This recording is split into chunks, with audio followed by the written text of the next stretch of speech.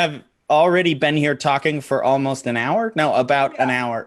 Yeah, pretty much. Yeah, our pre-show meetings are delightful. Yeah. Yeah. If I didn't enjoy talking to you so much, Adrianne, Yes. God damn it, can you be less charming and interesting, I will do please? my darndest.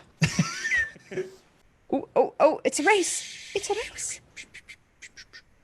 Boom. Oh, didn't copy all the words. How unfriendly Whoops, of the that's not the computer. one. All righty. This is the one.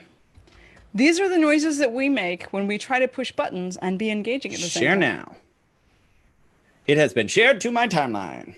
I kind of should make guitar tuning noises with my mouth because that's what this feels like. Yeah. Ding, ding, ding, ding. Okay, we're here. You want to start? Yeah. Okay. Hello. Wait. No. Wait. Oh, the start. Oh, shit. Yeah. Wait for it. My carpet moved. My chair got stuck on We're terrible at this. Okay, you ready? Okay. You want to do it or me? Oh.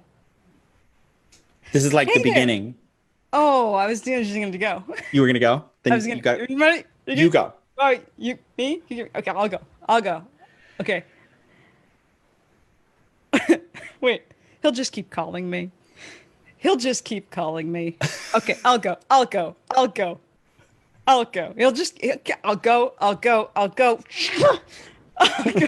What? I don't get the reference. What this from? It's from Ferris Bueller. It's Cameron. Oh, that's Trying to right. stay home. When Cameron was in Egypt land, let my Cameron go. Hi, everyone. I am Adrianne Gunn, and I'm here with my friend. Nicholas Rave. Yeah, we are the Enlightened Couch Potato Show. Here in this podcast, we discuss all of the ways that you can watch movies and TV for maximum spiritual and psychological development. Nice. I love maybe our editor will help us keep that moment. And I am one of those people who is fond of remembering lines that nobody knows of from movies. That is a weird skill I have. And there's not enough mommy in the world to further a cause like yours. Wait, I don't know that one either. You're good at this. Which is one of those, right? Okay, great. So we took time off. We took a week off. I got injured. One per- This is the first time I have been standing at this desk in about a week and a half. Yes. I have been off my feet. You want to hear about it? I am excited and terrified to hear. It's why. horrible. So for those of you who might have a sensitive stomach, trigger warning, I guess. Yeah. So skip ahead and find the point when her face isn't like Cringing. this Okay, anymore, great. and then you'll Okay. know. I'm glad it helped. So so I accidentally ripped off one of my toenails. So I was in the car. I was parked in a parking lot. I had just come out of Target, and I was wearing sandals. So I got into the car. It's a little Prius, and it has a foot brake. You know, the ones you push down, and it goes click, click, click, click, click, and there's like a spring in it, right? So that when you push it down again, it snaps back up. Right. So I pushed down with my foot in sandals very hard, and I like pushed down on it, and it slipped off the top of the sandal. And then with the force of me pushing down and the spring coming back up, it caught one of my toenails and just pulled it straight up that direction. And as bad as you would imagine that it hurt, it did. There's a reason why this was a favored medieval torture method. But here's the thing. What I found really surprising is that it didn't just hurt. It also had this really, I think the word is squidgy or squick. It has this like I didn't want to look at it. I didn't want to look at it. I didn't want to touch it. I was like, huh. And like, I have a pretty high pain tolerance. Like, you know, I asked for pictures of my cancer surgery because I wanted to see my leg when it was laid open like a purse. Yeah. I wanted to see those pictures. And this messed with my head. Like when my toenail was there and like my whole shoe it was sandal was like full of blood. So I went home and I'm just like, oh my God. And it wasn't quite off. And so I couldn't get it all the way off. I kept trying and I'm like, nope. So I just sort of laid it back down and I'm like, maybe it'll fall off. So then 2 days later, you asked for this. You said you wanted me to tell this story. No, it's better this way. Okay. No, it's awesome. I'm so glad. So I laid it back down and 2 days later, it was hurting so bad I could barely walk. So I went to the emergency room in the middle of freaking COVID and all this stuff. And they looked at it and they were like the guy who was taking my name when I came in the front door looked at it and was like, oh yeah, that's going to have to come off. So they took me back in. It didn't take too long. I was there maybe an hour and a half. They gave me some shots. And then when they actually took it off, I didn't feel anything at all. It was fine. So I asked them like, okay, cool. This isn't so bad. The shots were a little uncomfortable, but not as bad as the toenail in the first place. Yeah. So I was like, are you going to give me any painkillers for this or anything? And they were like, no, you shouldn't. Just take some ibuprofen when you get home. It'll be fine. So I go home and about an hour and 45 minutes later, the shots started wearing off. Mm-hmm. And they lied. It hurt so bad. It felt like for about 6 hours after the shots wore off, like my toenail was being removed nonstop for 6+ hours. And it only gradually wore off after that. Fortunately, we were able to call the hospital back up and be like, I need a prescription for real painkillers right now. Please. And so they gave me some good stuff and that helped with the next day and a half or so where it was just hurting all the time. Like it never stopped. And then after about a day and a half, it only hurt when I stood on it. Yeah. And then it hurt pretty consistently when I stood on it for more than about a minute until a couple days ago. So now it doesn't hurt too much. It's pretty okay. And it looks pretty gross. And apparently it takes 6 to 18 months to regrow a toenail. Yeah. I've had some toenail injuries in the past that almost took 2 years. Yeah. Yeah. So there's one silver lining to this that I'm unfortunately, they sort of blew up my bubble, rained on my parade. So that toenail, I dropped a 45-pound weight plate on it at the gym about 10 years ago. Wow. And it has had, I think it's a fungal infection, right? The little black spot on it. That toenail got messed up after that injury.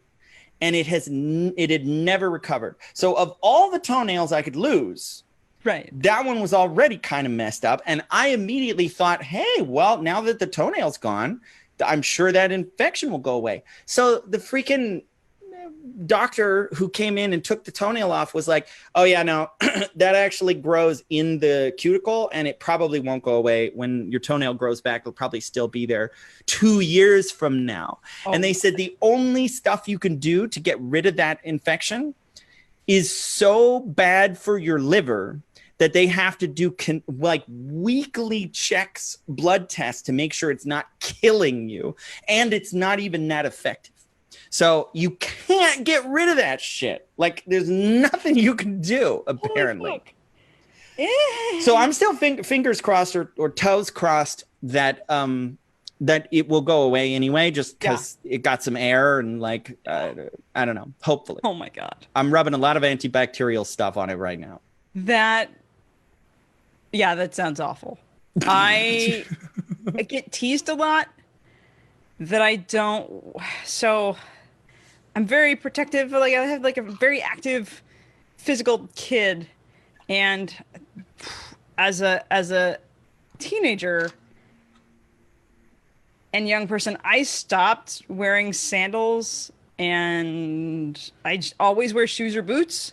And I get teased about that in the summer, but I'm just like, I want to be ready to climb anything, run away, kick a truck at all times. And also from all of my like soccer stepping, like I hate the sounds of flip flops. I hate the way that the stuff feels in my toes. I won't fucking do it. Toe socks, you know, those ones that like separate. Yeah, all of the pains of stubbed toes and stuff like that. When I realized that I was an adult and could make my own decisions about the fucking shoes I was wearing, I'm like, no, no way. My feet are amazing and they do rad things for me, and I'm gonna protect them. I don't care what fashion is doing. Y'all fuck yourself. Yeah, yeah. I go barefoot everywhere I can. Like I'll walk into Whole Foods barefoot on a semi-regular basis, just because I like going barefoot. I'm a barefoot country hippie child at heart. I went hiking in Joshua Tree for like a weekend and barefoot hiked the entire time. And now in hindsight, I actually am like, that was a really dumb move, but not because of like rocks and things like that. I was fine. It's because there's freaking scorpions there, man. Like that's why you don't go around barefoot in Joshua Tree. Scorpions. So that was a dumb move on my part. Yeah. And at the same time, like I go barefoot all the time and I almost never have any problems or injuries or anything. And this was a fluke. Yeah, this reminds me of the scene in Kill Bill, which combined two of my most squeamish things at the time. Were you talking about the eyeballs? Eyeballs. Yes. And eyeballs. Eyeballs are squeamish enough anyway, but when you combine eyeballs and feet together, I was like, no. That scene is so good. Like, I mean, those movies, those are my favorite Quentin Tarantino movies by far. I like Tarantino a lot. Almost all of his movies are masterpieces and really interesting and entertaining. But Kill Bill is my favorite. Like both of them, part 1 and part 2, they're so much fun to watch. And that scene is so freaking visceral. I mean, that's true about a lot of stuff in that movie. Like the scene where she climbs out of the grave or out of the coffin. Yeah. Like obviously it's so unrealistic and there's lots of unrealistic stuff in that movie, but it's so satisfying and just, oh God, I love that movie. Yeah. If you're going to go there, you got to make it as visceral as possible for people. Yeah. It makes sense. Yeah. Oh, so it's been a lot of shows potentially or movies that we've watched. Yeah. You want to go first since I just talked for 10 minutes about my freaking toe? Sure. What have I done? So somebody was posting the other day that they love the movie called The Way, Way Back. And I hadn't heard of it before. And I looked it up. It looked like an indie flick. And I gave a promise to that person that I would watch it and then talk about it here today. So I watched it last night. Way, Way Back. Who's in it? Steve Carell is in it. The guy that wrote it, there's the team that wrote the movie is actually in the movie. I should look it up because it's the gentleman. He's the funny guy with the teeth that are crooked. It's not Steve Buscemi, but it's that's the first person I was gonna say. It's the other guy who's almost good looking. Sam Rockwell is in it. He's amazing. Let's see who wrote it. Tony Collette's in it. Tony Collette is in it. Love Tony. Jim Rash and Nat Faxon. I think is it Nat Faxon is the one with the teeth? Yes. Anyway, so this is a coming of age story. A 14-year-old boy goes to, I don't know, one of those East Coast beach communities that people will go and they'll stay for the whole summer.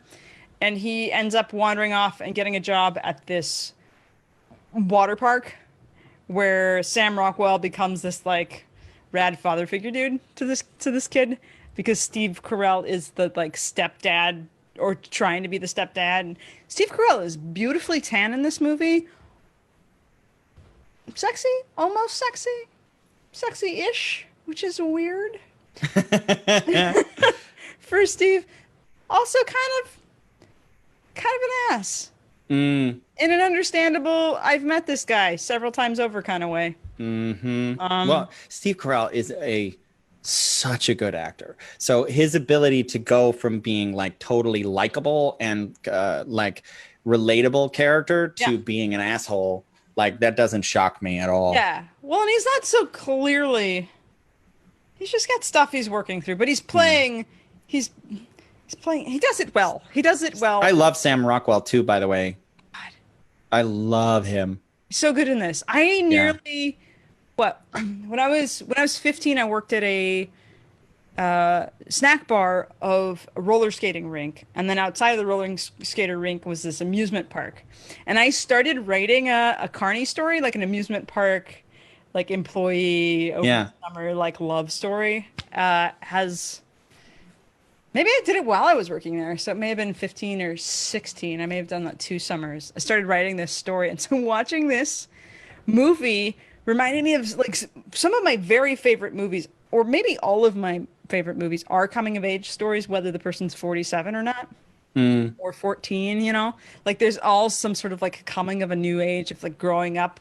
Yeah, I suppose that that from a Joseph Campbell perspective, that's most movies or most stories are a kind of coming of age.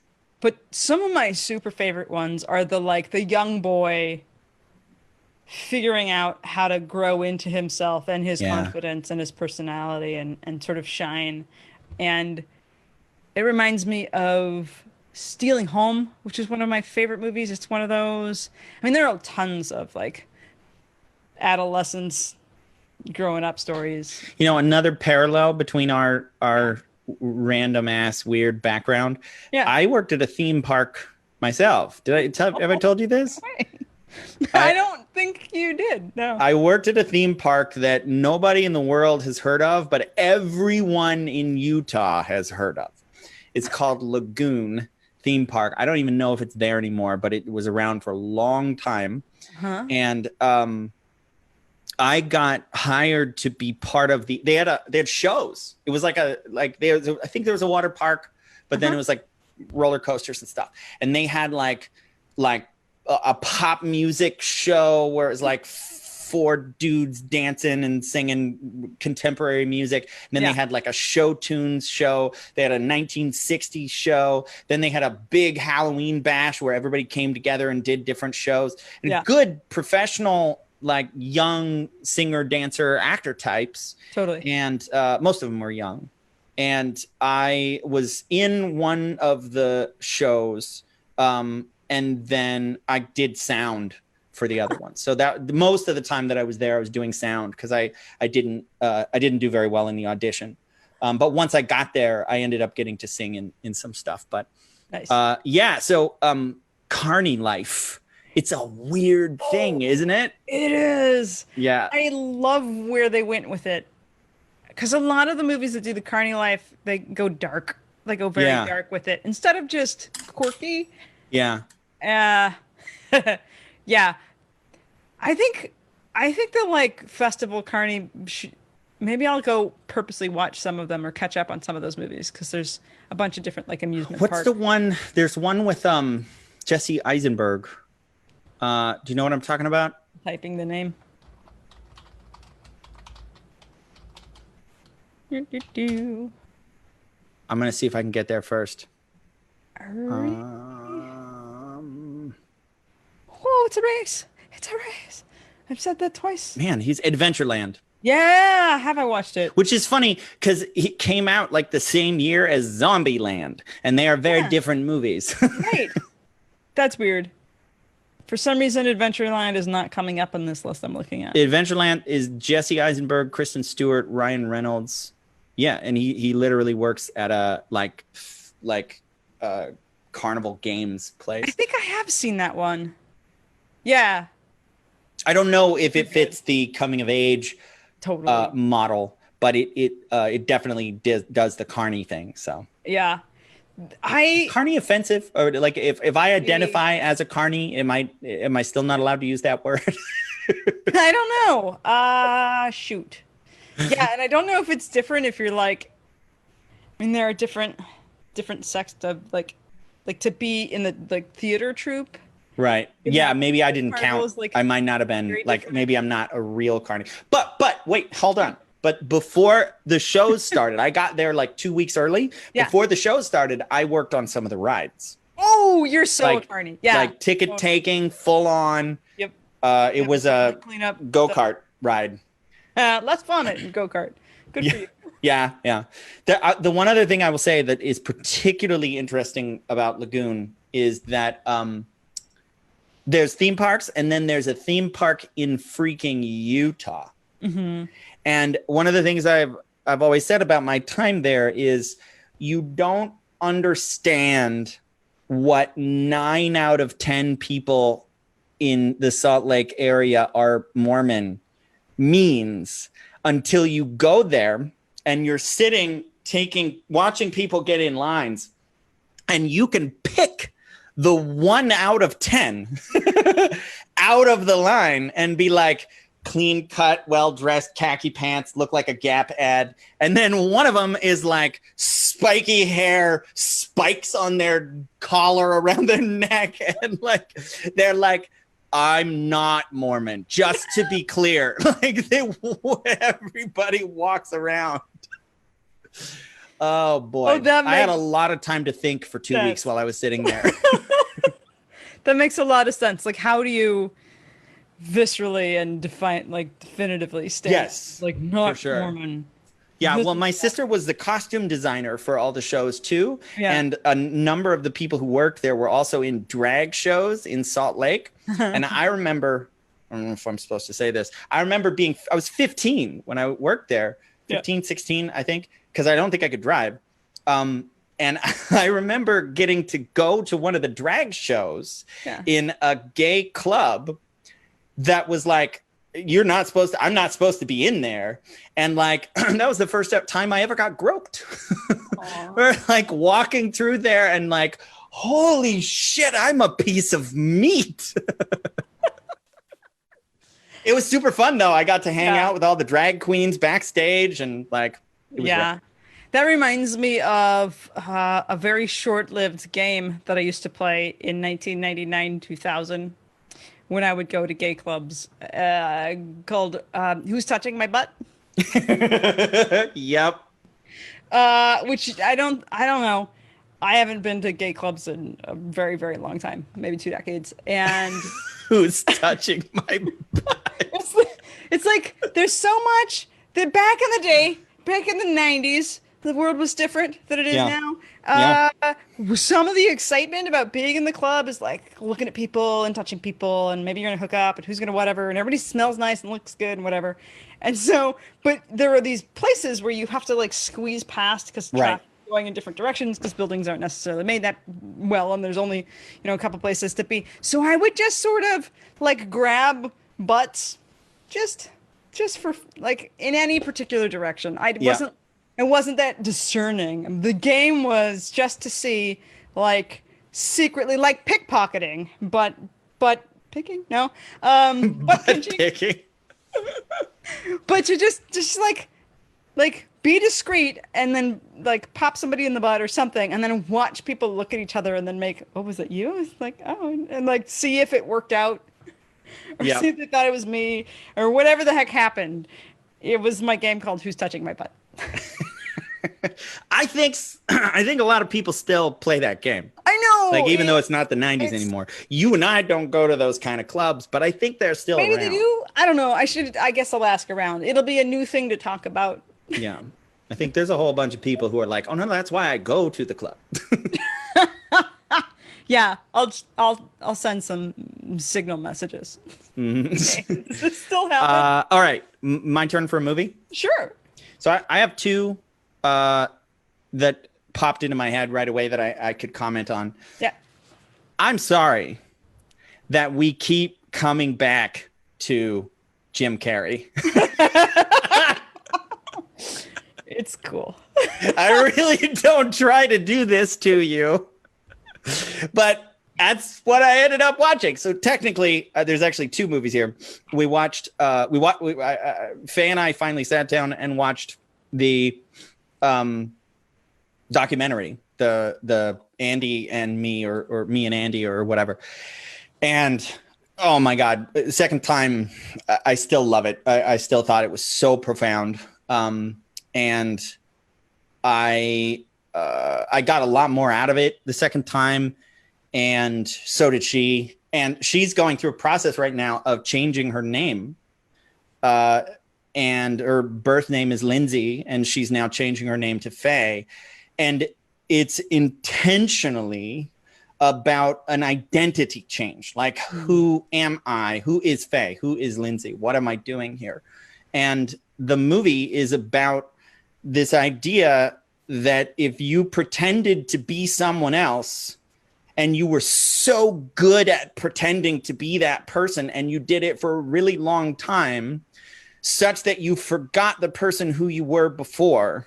Right. When you stop being that new person, who the fuck are you? Yep. And that, like, I get you that from an acting perspective, like, the point is pretend. Like, you don't have to do that. And a lot of actors are like, that's stupid. Like, I get paid to show up and pretend to be this person, not like make everybody call me that all the rest of the time. I understand how dickish that can be. And like, that's part of what goes on in the movie is you can see his internal struggle. That's what I found fascinating about it is you can watch his internal struggle that he's like, I don't know if I should be doing this, but he kind of, it's as if the muse grabbed him. Yeah. And he was like, I could fight this, but I'm not going to. I'm going to go with it. And to me, it's more of a psychological experiment than it is a tour de force of acting. That's not the point. The point is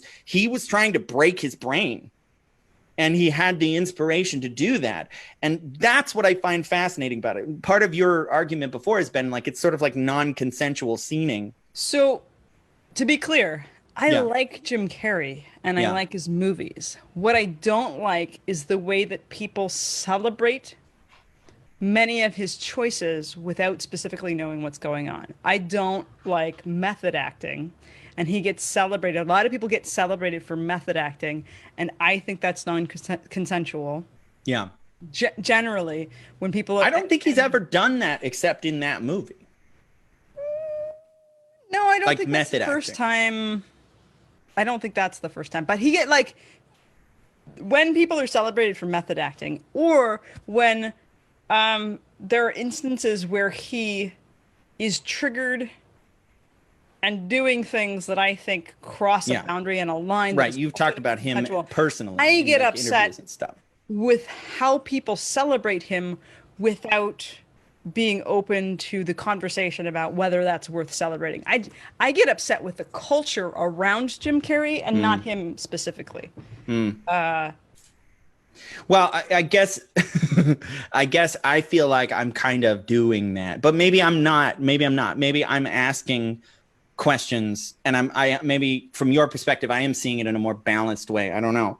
I just see it as like to me it's like shooting somebody into space to find out what happens. Totally. And I look at him and I'm like, there's a lot to be learned from that. I'm not gonna do that, but it's amazing to be someone where everyone around you decides, okay, we're gonna play this game together.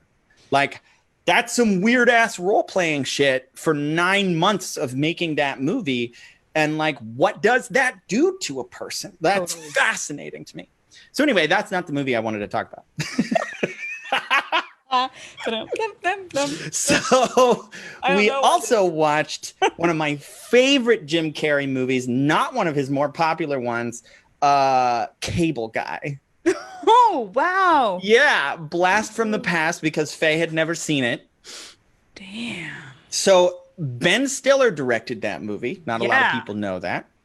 He's a great director. He had a cameo as the twins, the child celebrity twins, who one of them murders the other one. And then that story is kind of running in the background. See, the thing that I find so interesting about that movie is this was like post Mask and I think Ace Ventura. And he wanted to do something that was not like what he'd done before. He's like, I got to reinvent at this point. And so he plays this villain. But what's so interesting, and this was my takeaway, is I did not realize when I was a kid, I loved that movie. I saw that movie when it first came out, and a lot of people didn't like it because they were expecting Ace Ventura or whatever. Sure. And I was like, this movie is dark and funny. And there were so many lines that Jim Carrey had that I would quote to my friends. I loved that movie. And I did not realize until I just watched it that the reason I think I loved that movie so much is because I identified so much with Jim Carrey's character, where he's like this right on the edge of so nuts that no one would ever tolerate him. Yeah. But he, like, the whole premise is that, spoilers, that he was raised by TV and he doesn't know how to person. He doesn't know how to be a friend. He doesn't know how to communicate. He's like super awkward and he only speaks in catchphrases and like I identified so strongly with that, having grown up homeschooled on a freaking Christmas tree farm in the middle of nowhere. Like I had social anxiety going up to the fast food counter and asking for a packet of ketchup. Like I would freak out. I didn't know how to cross the street until I was like in my teens or whatever.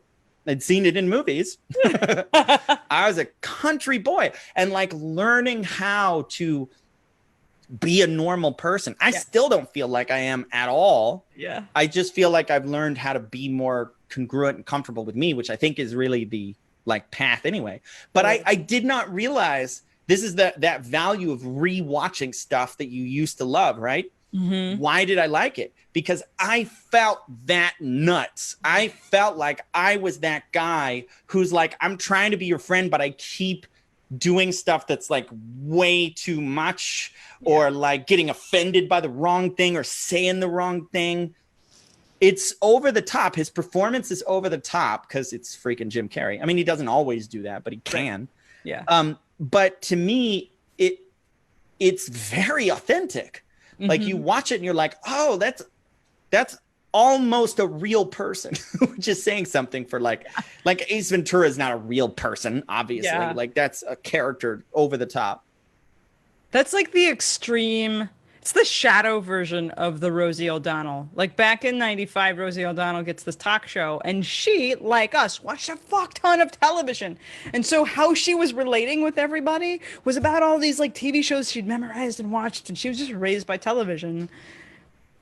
I guess some people might have seen Rosie as just probably as crazy as Jim Carrey's character in that movie, but this was in like a reality show or talk show that you didn't scan these channels. Okay. Nope. Rosie O'Donnell for maybe 4 years had a daytime talk show. Like the amount of fun that Ellen DeGeneres is having now as on her daytime. Rosie O'Donnell did that back in the 90s. She had a show and she had that's how she got her start.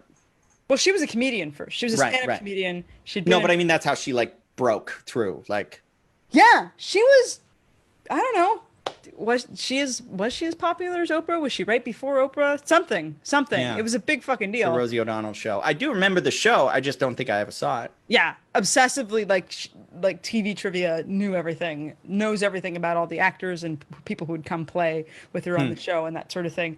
And so it was kind of cool because she got to actually use all of those tools, and I got really excited about that. I was like, I've seen a bunch of fucking TV. Maybe I can. I don't. Again, sadly, I remember the lines that no one knows. You're doing it right now, Adrianne. What? This is it. This is what you've been preparing for with all that TV and stuff. It's finally here. I have been waiting for this my whole life. This day has finally come. Oh. So I have been preparing for this. Over the so Cable Guy. That was my movie. That's awesome. And my insight about it was about like a much greater degree of compassion for myself and for that character. Because when I watched it as a kid, I didn't get that. I just was like, oh, he's just being funny, and like, oh, isn't that funny? But now watching it, I'm like, oh, there's like there's a sympathetic character in there, and I think that's deep down why I liked the movie so much. I don't think we give enough credit in our culture for how hard it is to people.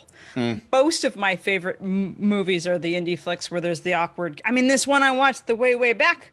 This kid did not know how to people either. Right. Like we learn it, and Yeah. some of us learn in early adulthood how to people. I remember when I was little, if I really liked somebody, I probably would choke them. Yeah.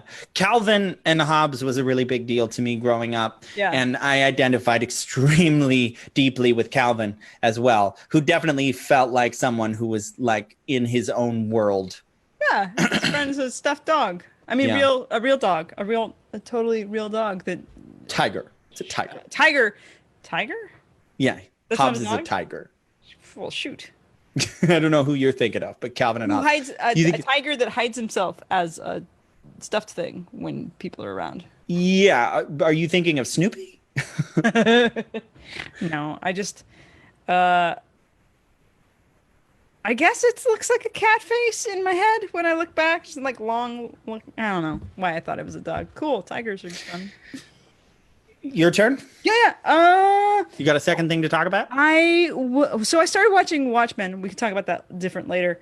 I went back and watched the Netflix remake of Amistad Maupin's Tales of the City, and I think I'll talk about that a different time. But it I don't know reminded anything me- about that, so Yeah, it's I've never even heard of that. I think it's a book that got turned into a BBC series Oh. that then only had one season, but then became more books and then became another another limited run in the US and then came back like 20 some odd years later. It's about this house on like what is it, Barbary Street in San Francisco, where a trans woman is sort of the like runs this house and a bunch And of this is what it was about 20 years ago on the BBC? yeah. So It was like a one of the BBC first- show about being in San Francisco? Yeah, so they're gay Huh. characters and lots of sex and things, and it was like really controversial, and I think that's why they only had one season, and then the book. I kind of love that. I mean, not Yeah. only the content, like the subject matter, but the idea of like a BBC show portraying like American life. Yeah. That's Well, interesting. and it's about the adopted family. It's kind Yeah. of a big deal. I remember reading the book forever ago. Maybe I was in high school and watching the first season on VHS at my friend's mom's place when I was visiting for like a week in Alaska. Like these were like back in the times when it was the 90s, and if you were gay or gay adjacent, there were like lists of books to read, and you Right. like secret newspapers, and like Yeah. everybody did the thing, and you just like you had to find it and search it, and so Yeah. catching up on this stuff at someone else's house on a vacation was like, oh my god, this is amazing. So I revisited that and remembered that Laura Linney exists and she's amazing, and then I remembered that I had not finished The Big C, which was her Showtime show where her character has cancer. Yeah. And has terminal cancer. And what's really interesting, strange for me is, I kept watching this, and it's funny. It's one of those shows where it's sort of train wreck. It's train wreck. It's kind of fun to watch people make desperate decisions and try new things and live like they're dying, because they're dying. And I think I watched this before my friend had breast cancer. But what was eerie about it was that I had the feeling in this friendship that this friend she did too. Her mother died of breast cancer. So she already had this like other shoe waiting for the other shoe to drop, and lived as though she was going to get breast cancer and die. And I think I picked up on that somehow even before she told me about it. So I'm watching this show, and I decided, I think, to stop watching it because somewhere in my body, I was like, if I keep watching this, my friend's going to get sick. So I stopped watching it. A couple years later, my friend gets sick. And then I totally forgot, oh, hey, there was this show. So as I'm watching it back now, So did you start from the beginning again? I did. Yeah. There's this like time warp of like, did I start this before or after? Oh shit, before, but also it felt like watching it was in the middle of my friend's story because I just Yeah. energetically picked Well, up. it'd be impossible to separate them after that. Like you Yeah. started it and then that happened and now you're finishing it. So it's like a sandwich. So as I was watching it this time, having been through my friend getting the 6 months to live diagnosis and all of the things that she did in that time and some of the way that the cancer spread in the story was some of the same for her. It was like I was getting shivers and Oof. revisits and Yeah. curiosities, like on my couch going, so energy just, it doesn't ever, so maybe, are you watching this? Is this what, Yeah. like, are you around? Is this like, this is crazy. But that's funny, right? You find that funny too? Like, I don't know. I was having this. It's an added layer of magic on top of the stuff that we already do. Yeah. Like maybe I'm watching this with her. Right. And I was just like, so my cat, I'm always sometimes talking to another person in the room, like, hi, did you see that kitty? Bam, that just fucking happened. But then here I am reliving some of the stuff, crying it out. I think it's almost five years since she passed. It's a beautiful show. It's a really fucking good show. Laura Linney is amazing. Oh my God. Laura Linney's one of my favorites. And it's really actually nice. It's not that I don't still grieve and have like things come up and miss my friend, but at this point I know that I will survive it. The grief and her not being here. I have this sense. So to drop in and be with an experience where I could like watch this story unfold and be in it, but also sort of celebrate this crazy fucking cellular adventure that people have. Holy crap. And knowing that whatever I sob out during this experience, I know I can survive. I know that I will still be a human existing on the other end. Yeah. And yeah, dropping in on Cancer Adventure from a new perspective was, I don't want to just be trite and say healing, but it was like getting to hang out with my friend again. Because Laura Linney is just as saucy and vulgar as my friend. And yeah, so that was last week's adventure for me. I don't think I have a good follow-up to that. I mean, I've had cancer, so I went on that journey myself. It wasn't breast cancer, and I didn't die from it, thankfully. Have we talked on this show how you cancered wrong? I don't know. That was I made a Facebook video, since this is going out on Facebook. You can probably find it somewhere. That was called "You're Doing Cancer Wrong." I had been making these videos called "My Epic Cancer Adventure," and then I was walking and I made this video where I was talking to the camera and I was like, "So I had a conversation with a friend of mine who, yeah, so that was Adrianne, who basically said, you're doing cancer wrong. Like, you're not supposed to be doing it this way." And it was I mean, the thing is, Adrianne and I have a very good connection, and like she can say shit like that to me and I know where it's coming from. I know that like she said it and she was sort of almost saying like, I shouldn't say this, but I'm going to, because it's the easiest way to say what I'm feeling, which is stop being so fucking positive about everything while you have cancer. Maybe you can clarify. That's what I remember it being. So prior to you doing these daily Facebook Live videos, this is when Facebook Live was super new. Yeah. And we had been working some marketing stuff together. You're like, okay, I have cancer. Should I tell people about it? How do I update? I don't want it to be exhausting. I just want to do it all at once, like Band-Aids off. I was like, yeah, just check in and do like daily or whenever you have the energy, just do regular check-ins about your cancer. So the the beautiful thing about you, Nicholas, is that you really like life. All of it. When you're like, I have a high tolerance for pain. Yeah. Also, there's adventures like, what is it? Surströmming or whatever that Surströmming. Like if there's something, I don't know, maybe you'd be climbing Everest. Like you want to figure out the most expansive human experience that you can have in emotions and psychology. And pretty much cancer is one of the top on the list of like terrifying and awful things one must experience.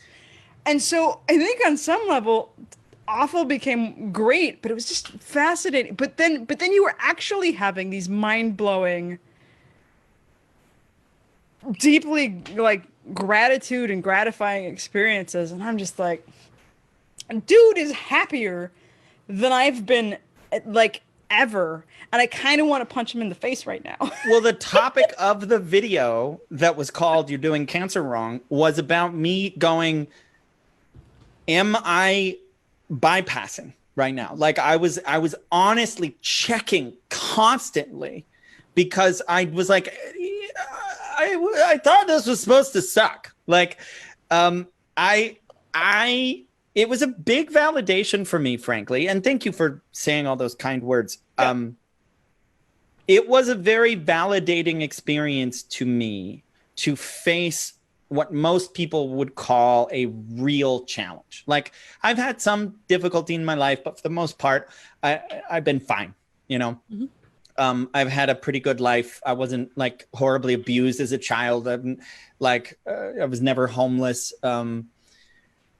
I've had my fair amount of struggle and relationship issues and that kind of thing, but like nothing crazy. And then all of a sudden, like a cancer diagnosis, and I'd spent almost my entire adult life working on training myself how to think and how to, I don't want to say, I don't believe in controlling your emotions. Mm-hmm. So more like building a worldview and a model of working with emotions and wounds and trauma that I was like, I think this is a way that you can handle really difficult situations and get through them and make things better because of it. And mm-hmm.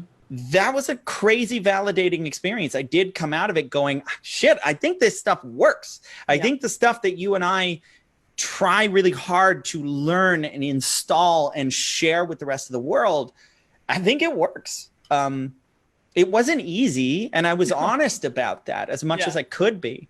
But it was also like even the moment when I got the diagnosis, I was asking questions to the doctor, and she was like, yeah, it's definitely cancer. And then she was like talking about it.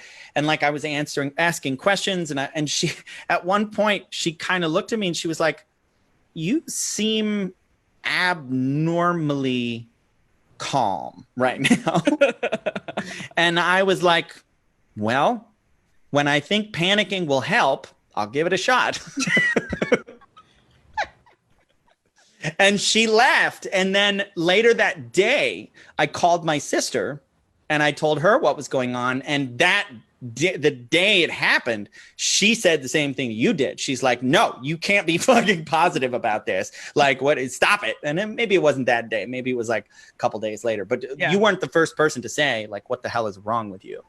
Yeah, well, and it was just different to just be like doing my day, getting through my own troubles, and then be like, oh, I'm going to see how Nicholas is doing. Even if I just watch this video, I'm just going to show up and be supportive and ready to just, I mean, how can you nurture energetically watching a replay of a thing, like dropping into just kind of like reed-like body relaxation so that if the wind blows into terror and then you're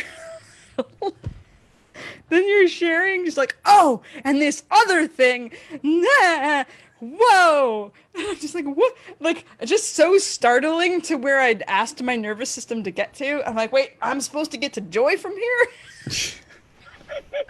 And be in resonance there. I'm like, how did just, What? One of my biggest concerns throughout the whole thing was, am I repressing a bunch of shit that's going to give me cancer again later on? Like, am I taking all this emotional trauma and I'm just going like, oh, no, I'm fine. Everything's fine. I'm totally happy. But like, I had to be as honest as I could be. And I was like, no, I'm actually, I think of it as alchemy. I'm transmuting this experience from lead into gold. And I think I was doing it successfully, I guess. Yeah. So thanks for opening the door for me to like toot my own horn there for a while. Well, so I guess it's, I don't know. I don't know if we'll write the book, and we're probably not going to start the podcast, but like you can utilize all kinds of things as tools of transformation. And, Have you seen 50-50? Speaking of cancer films. Oh yeah, I love that movie. I really liked that with Joseph Gordon-Levitt, and I really enjoyed that. It made me think of me. But obviously he had different kind of cancer and stuff, but there was a lot of parallels. I watched that when you had cancer. Yeah, maybe. It came out around the same time. I don't know if I did, though. I think I might not have. Yeah. So I think I was being pretty careful about input. Because like I remember hearing Howard Stern talk in an interview about how he had something, I think it was cancer or something, and he decided like his whole brand is about sharing everything with his people. And he said one of the only things that he didn't share that with anybody. And the reason is because it wasn't because he didn't want to be vulnerable. It was because he didn't want all that input. Oh, because everybody's going to have a goddamn opinion about it. And everybody's going to come in and be like, this is what you should do. This is what so many people came back and were like, raw food, man, that'll cure it. And like, and crazier things than that. Like, I'm not even knocking raw food. Like, I've been a raw foodist for a period of time in my life too. And I felt pretty healthy most of the time while I was doing that. But then I did get cancer later on, and maybe because I started eating meat again. I don't know. But my point was more, I was pretty careful about I need to manage this thing myself. I need to be managing my thinking, and like when my brain would go running off in a direction, and it would happen semi-regularly, and they would get dark.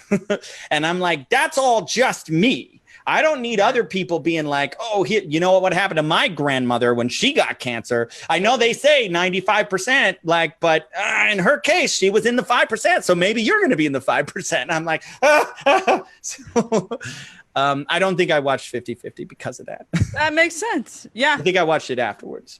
That falls in line with my philosophy that you can take in what works for you. Like in part of like utilizing tools of television, transformation, movies and such, you get to choose what your input is. Yeah. We're nearing end. I gotta run. This is a good time to wrap it up. The only other thing, maybe this is a stupid tag note to that, but the only other thing I was going to say, just to tie it all together, is whenever I think of Laura Linney, I always think of Truman Show. Speaking of Jim Carey, she was the love interest in that. And I remember one of my acting teachers saying, like, one of the hardest things to act is like layers of something. Like, I'm this person acting like this person. Yeah. And that's very challenging. And so her character was that she was this fake wife. I think they were married, like her and Truman. But when you watch her, especially when things start to crumble, she's so real. Like, she has moments where she's like afraid of Truman, and she's like, what is he going to do? And she's like trying to be happy at the same time when she's actually freaking out. Whenever I think of Laura Linney, I mean, I love Ozark. My wife and I have watched that show quite a bit. But every time I think of Laura Linney, I always think Truman Show. And she's so good in that. Yeah. So fucking good. Fuck, that reminds me, I get to go watch the recent season of Ozark. Now that I'm just going to continue this Laura Linney path. Oh, do it. Yeah, and watch Truman Show. Okay. Okay. All right. I think we're done. All right, everyone. Thanks. All right, everybody go TV deeply. TV deeply. See you next week. Bye. Bye-bye.